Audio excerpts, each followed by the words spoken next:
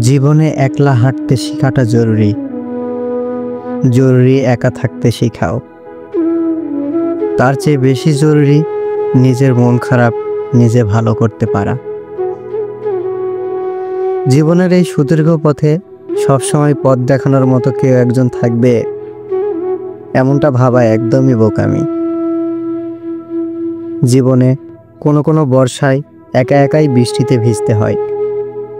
মাথার উপর ছাতা ধরার জন্য কেউ থাকে না। জীবনে কোনো সময় রাত্রিরে একা ঘরে জ্বরে পড়তে হবে।